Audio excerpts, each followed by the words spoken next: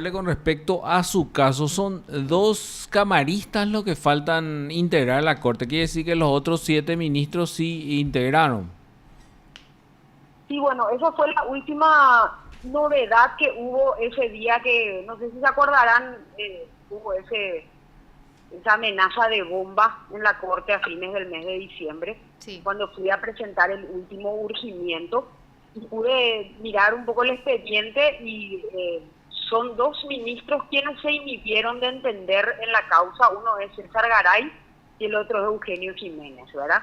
Alegando, digamos, el segundo de ellos, causales de inhibición contra mi patrocinante, ¿verdad? El profesor Juan Carlos Mendonca, y el otro en realidad no pude leer porque justo ahí sonó la alarma y no pude ver el motivo por el cual Garay se había apartado de entender en el caso, ¿verdad?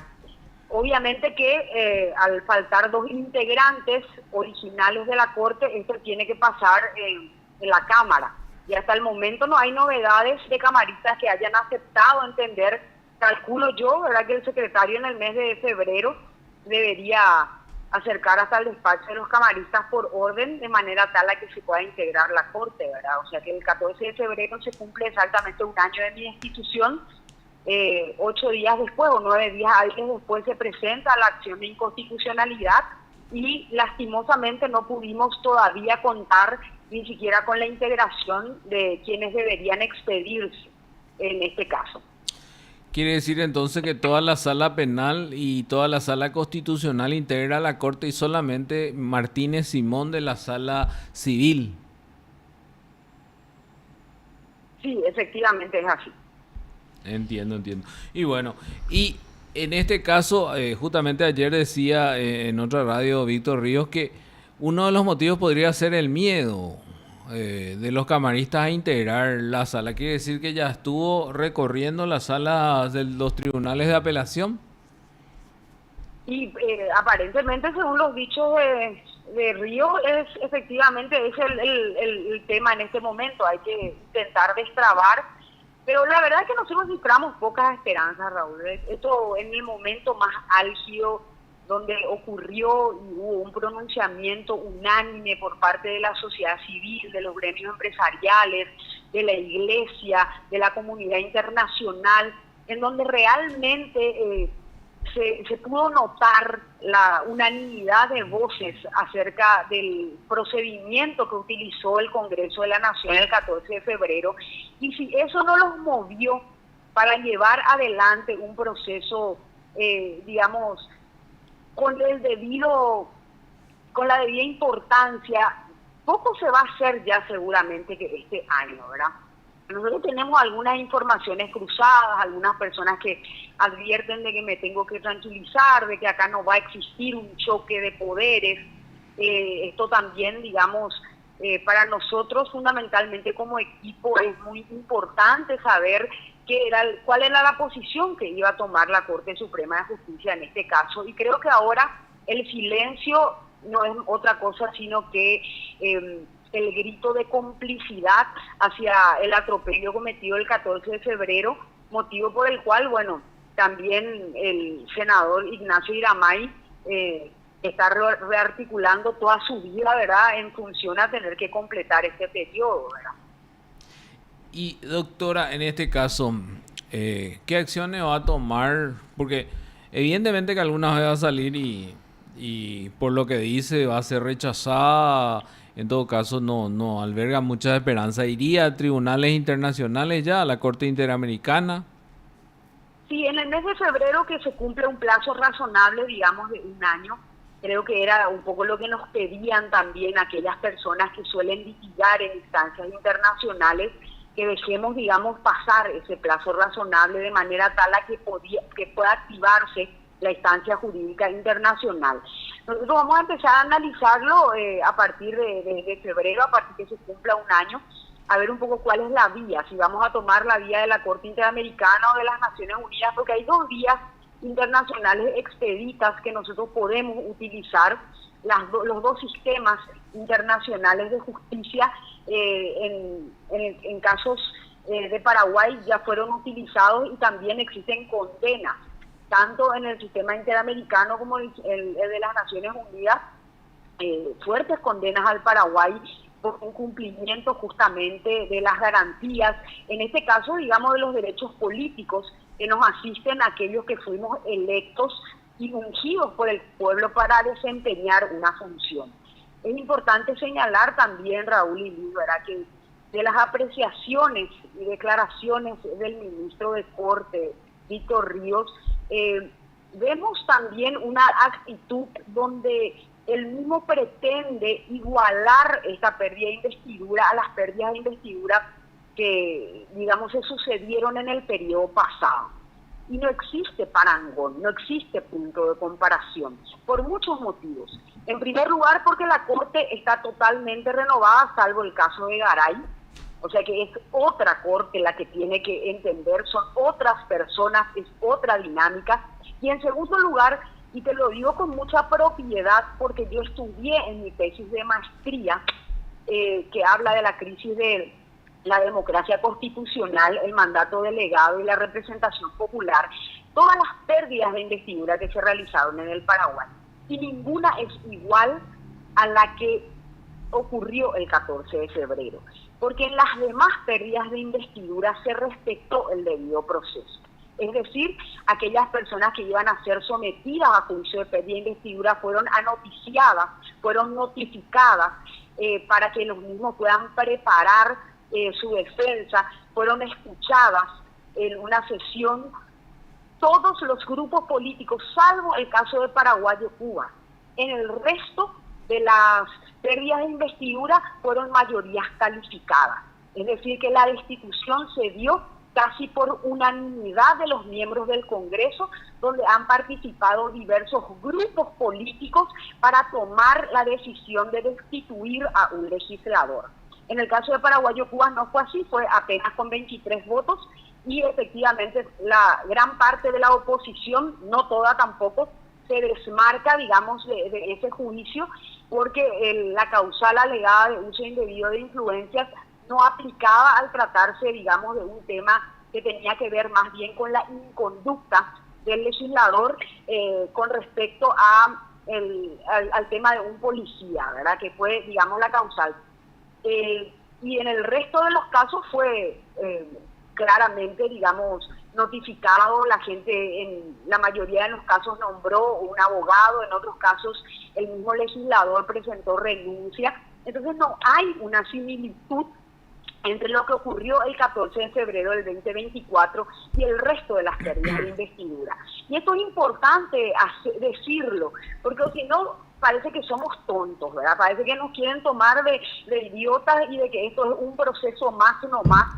En ninguno de los casos un solo pronunciamiento existió por parte de la sociedad civil defendiendo aquel o alertando acerca del uso irregular del Instituto de la Pérdida de Investidura. En ninguno.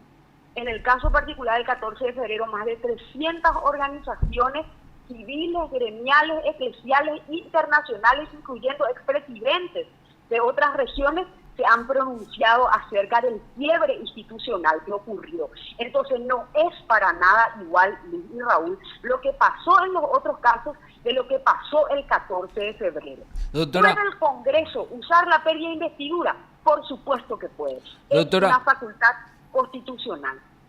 Doctora, en este caso, sin embargo, estas pérdidas de investidura que fueron tratadas por la Corte le sirvieron, pues yo leí también su acción, para encaminar hacia que no se respetó la forma, o sea, el debido proceso, antes que en las causales. Por lo menos vi que utilizó todos esos fallos para encauzar su acción.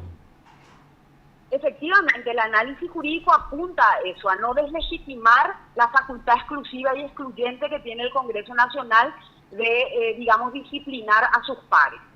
Eso no está en tela de juicio, es por eso que nosotros utilizamos todos los precedentes. Acá lo que está en tela de juicio es la forma, o sea que uno no puede, estando vigente un reglamento que tiene una categoría constitucional, porque la institución Congreso Nacional se autorregula a través de normas reglamentarias que son aprobadas con determinados protocolos y procedimientos.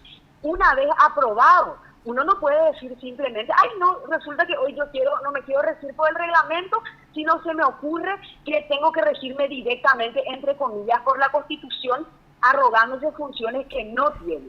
En todo caso, lo que debió hacer el 14 de febrero el Congreso Nacional es derogar la 429, volver a estar sin reglamento y aplicar ahí el Instituto de la Pérdida de Investidura por un procedimiento, digamos, consensuado por el plenario. Esto no existió.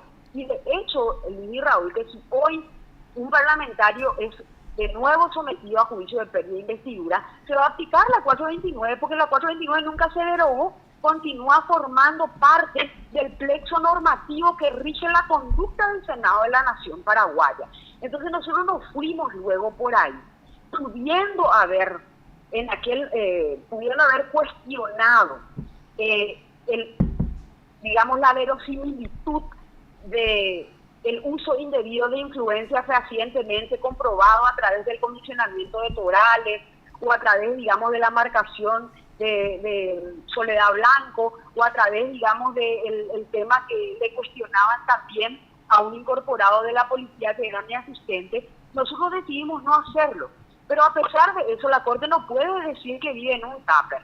Sabe perfectamente, porque las noticias son públicas, que todas las causales cayeron, que no existió irregularidad en el comisionamiento de José Luis Torales de Contraloría al Congreso Nacional y que hay más de 100 funcionarios en idéntica situación hoy que están prestando servicio en otro despacho.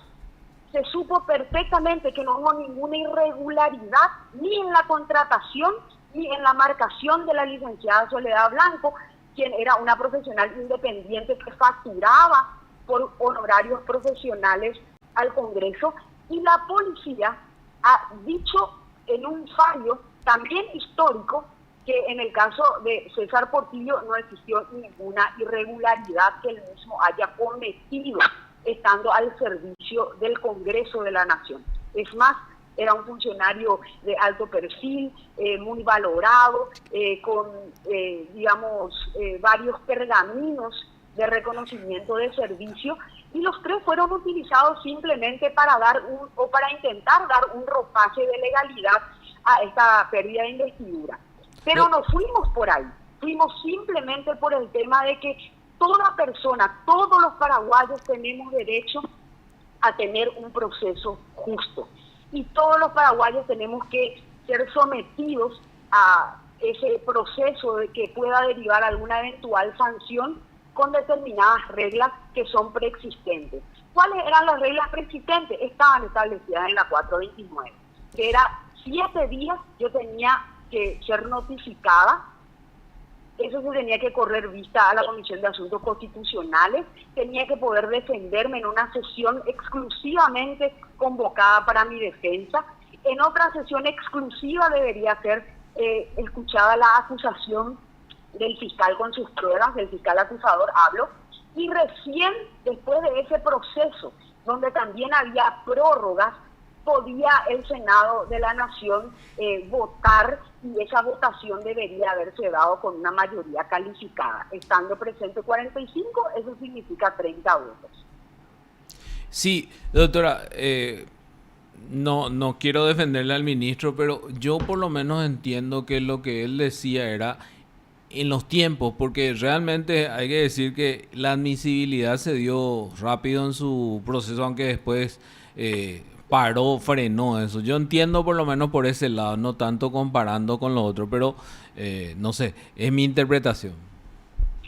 Bueno, yo quiero que hagamos un poco un pequeño ejercicio, ¿verdad? Porque hay casos, Raúl y Liz, que tienen que sobrepasar la esfera formal de querer comparar si es que realmente fue rápido o lento. Vamos a irnos al caso del juez federal de Estados Unidos, que bloqueó temporalmente la orden ejecutiva del presidente Donald Trump, que busca poner fin a la ciudadanía por nacimiento.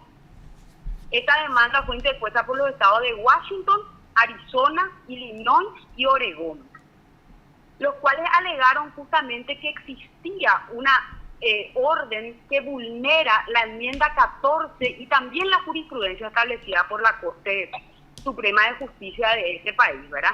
Entonces, automáticamente, pues al tratarse de un tema de relevancia constitucional que tiene que ver con la afectación de derechos y de garantías que rigen al sistema democrático y republicano, bloquea esa orden. O sea que, ¿por qué nosotros? Porque si es que nosotros sometemos un juicio que tiene que ver nada más y nada menos que con la voluntad popular a un procedimiento, entre comillas, ordinario, deja de tener el efecto que tiene que tener, que es el frenar el abuso de poder. O en su caso, Raúl, ¿por qué la Corte no dice que lo que dijo el Congreso estaba bien? Eso nomás lo que tiene que hacer. Declarar este tema, no sé, por decir, no justiciable, y decir esto no corresponde, acá no hubo ninguna violación, acá se le puede echar a cualquiera por mayoría. Levanten la mano 23 que podemos clausurar la radio en este mismo instante. Total, no rige otra cosa, pero que diga algo la Corte. No es comparable con relación a qué es lo que se admitió rápido en mi acción. ¿A qué? A cualquier otra acción que hay en esa corte, doctora. No, es que no es cierto, Raúl. Vos sabés muy bien que cuando ellos quieren hacer, hay mucha gente que se salta a la fila en casos mucho menos relevantes que tienen que ver con medianería, con cuestiones financieras. Sinceramente, doctora, discúlpame. Realmente yo creí que iba a tardar mucho más luego su acción. Realmente, porque es que... Si te das cuenta, todos esos ministros pueden ser juzgados por el mismo Senado, o sea, y tienen mayoría tanto en Cámara Baja como en Cámara Alta, ¿verdad? Y bien le pueden echar también. Yo creo que eso tenía miedo. Sí, yo coincido, ¿verdad? Acá, pero es mucho más digno poder decir tengo miedo, no voy a generar un conflicto de poder. Me vale madre lo que le pasa a esta chica que apenas 100.000 votos tuvo. Votos que ninguno de los que me destituyeron tuvo, ninguno. Ese voto preferente, salvo el tema de Ovelar, que fue el senador más votado por la ANR, que es un partido de estructura y de masa. Acá a mí me votó gente que no tuvo un voto partido por la mitad. El caso de Antonio Barrios, el caso de Retamoso, el caso de Juan Carlos Galaverna. O sea que estamos todos locos, ¿verdad? Si acá va a reinar simplemente la ley de la selva. Y fue rápido, entre comillas, porque hubo una presión importante de la comunidad internacional, de la Iglesia y de la sociedad civil, pero se quedó ahí. O sea que no se animaron ellos, porque iba a ser demasiado grosero desde el punto de vista jurídico el rechazar esto indígena, ¿verdad? Pero rechazaron lo más importante, que era la medida cautelar, porque si ellos hubiesen tomado tanto tiempo, entonces ¿a mí quién me va a reponer? Este caso yo no puedo perder, Raúl. Sí, es así cierto. Nomás, si vivimos en un Estado de Derecho, yo no puedo perder. No hay 99,9%, es 100%. A mí me tienen que reponer mi banca, 100%. Y eso lo saben gente que más o menos, imagino yo, que para llegar al cargo de ministro de Corte ha estudiado algo de Derecho y que enseña a nuestros jóvenes en universidades. No puedo perder este caso. Si lo pierdo va a ser porque hay una mano negra, porque hay cobardía. Pero a mí ya me robaron un año de banca. Yo tuve apenas 7 meses. El senador Ignacio está más tiempo que yo ya en la banca. Imagínate lo que es. Es lo que decía, si van a rechazar, por lo menos tienen que tener buenos argumentos, porque para mí la acción está muy bien estructurada, muy bien fundada. Doctora, ¿cómo estás? Hay un tema preocupante también con esto, de los mensajes que usted está comentando que fueron de amenazas, ¿verdad? Donde le recomiendan a usted ya que se vaya dedicando a otra cosa y en un tono de amenaza por parte de unas personas. ¿Es preocupante también eso, doctora? Y sí, es la manera en la cual opera la mafia. Yo acá en ningún momento, pero mira, yo te lo digo con la mano en el corazón, yo no estoy mintiendo, no estoy exagerando. Acá existieron advertencias serias que tienen y que comprometen mi integridad física. Esas advertencias pueden ser reales, como lo ha manifestado el propio Juan Carlos Galaverna, que en el grupo político de Horacio Cartes existe gente que está involucrada en asesinatos políticos, o puede ser simplemente una manera de amedrentar, ¿verdad? Pero ustedes van a poder ver, el 14 de febrero en ocasión de los 1 año, yo voy a lanzar un libro que se llama 4 horas y 21 minutos, crónicas de una injusticia anunciada. Y ahí van a poder ver que en ese mes de donde se instala esta campaña de difamaciones, esta campaña de odio, esta campaña de calumnias que tenía como objetivo final mi expulsión del Congreso, el tema de la amenaza es una parte nomás de lo que yo viví en esos días. Acá existieron cosas mucho más graves. A mí me dijeron, no te vayas a defender, no vayas a decir nada porque vamos a allanar tu casa, me dijeron, en busca supuestamente de pruebas del uso indebido de influencia. Recuerden ustedes que la Fiscalía de Delito Económico y Anticorrupción, a cargo de Soledad Machuca, abre de oficio por una publicación del diario La Nación, cuyo titular reproducía, digamos, un dicho de un tuitero. Imagínate lo que es, por un dicho de ni siquiera era una investigación periodística. Era un tuitero y un diputado que era Gamarra, que dicen que yo tenía que perder mi investidura. A partir de ese titular de diario se abre una investigación por corrupción pública. Con esa resolución ellos pretendían allanar mi domicilio. O sea que lo que a mí me pasó es muy grave. Yo no sé si ha de haber mucha gente que pueda aguantar lo que en esos días se vivió. Nosotros tuvimos que optar con nuestro equipo por no difundir en tiempo real esa amenaza de allanamiento, porque sencillamente era seguir, digamos, inundando el ambiente de ruido comunicativo que iba a terminar desviando el tema central, que era justamente la fragilidad de nuestro Estado de Derecho, el sicariato político que iban a cometer, porque me iba a estar concentrando nuevamente en un tema donde me iban a tratar de loca. El 13 de febrero, Berlis Maidana, presidente de la Comisión de Legislación, da una conferencia de prensa y dice que yo estoy loca, que quiero figuretear, que en ningún momento ellos iban a plantear la pérdida de investidura. El 13 de febrero hacen eso. O sea que todo lo que hubo detrás de este montaje es demasiado grave y puede marcar un precedente para futuras elecciones y futuras persecuciones que se den contra aquel objeto del deseo de un grupo hegemónico que, hay que decirlo con todas sus letras, ellos son minoría, no son mayoría, son la primera minoría más votada, que apenas representa entre un 25 y 27% del electorado. Doctora, una última consulta ya, teniendo en cuenta su tiempo, pues nos dijo que tenía un compromiso después. En caso de no darse esta resolución y vienen de repente tiempos electorales, ¿se candidataría nuevamente? Y es muy pronto para decirlo, ¿verdad? Porque si es que no existe un entendimiento por parte también de los actores políticos de la oposición, de que nosotros tenemos que unirnos sobre la base de un programa, sobre la base de principios y valores, una unidad con beneficio de inventario.